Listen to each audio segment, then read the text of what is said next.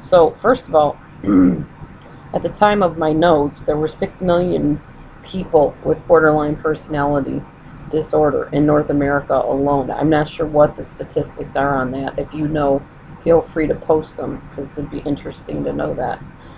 Anyways, there's many criteria. I think there's about 6 of them that I'm going to talk about today regarding borderline personality disorder. What does it look like? What is it like to be with somebody like this?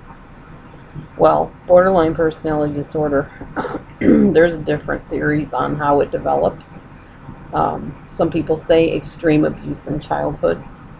Other people say very traumatic experiences at some point in one's life. At any rate, the basis of it really is a fear of abandonment, fear of rejection, and the efforts made in order to avoid that happening. So the first thing we're going to talk about a little bit is the fear of abandonment. Now, a lot of people are afraid to be alone. It's deeper than that. It's this intense, if you are not in my presence 24/7, I no longer exist type of thing. A lot of times, borderline people become very angry if you say you're going to leave, even to go in the other room. They will freak out. And they may say something like, fine, I knew you were going to leave me anyway. You're just like all the rest of them. And you're sitting there thinking, I'm going to get a glass of water in the kitchen. I'll be back. So to you, their fear is irrational. To a person with this disorder, that's terrifying that you're leaving. It feels like they are going to disintegrate the moment the heel of your shoe leaves the room. I mean, literally. A lot of times they'll say, well, if you're going to go take that job, I may as well just give up. I'm going to go to work, so I'm not home either. I'm just going to leave you. I'm just going to be gone all the time. And you're sitting there thinking, okay, you're going to punish me by getting a job? But to them, they're thinking, I'm going to leave you before you can leave me.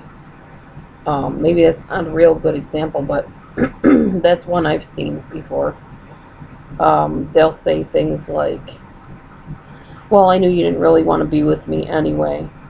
Or, I knew you were unhappy in this relationship. And you're sitting there thinking, no, I don't know where you got that from, but everything's cool between us.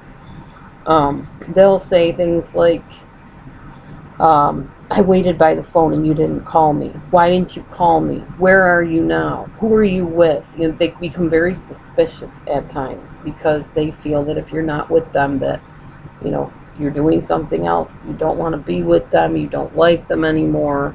It's kind of, it feels like a childish thing, really.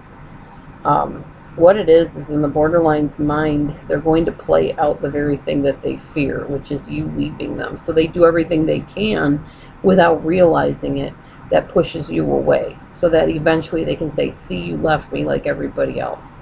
But really the inner feeling that they have is they are terrified of you leaving. They're terrified of that alone, this deep alone feeling that it produces when you're not there. They're terrified, basically, kind of, I would say, to be with themselves alone. So that's criteria number 1. Stay tuned for the next one. Thanks for watching. Bye-bye.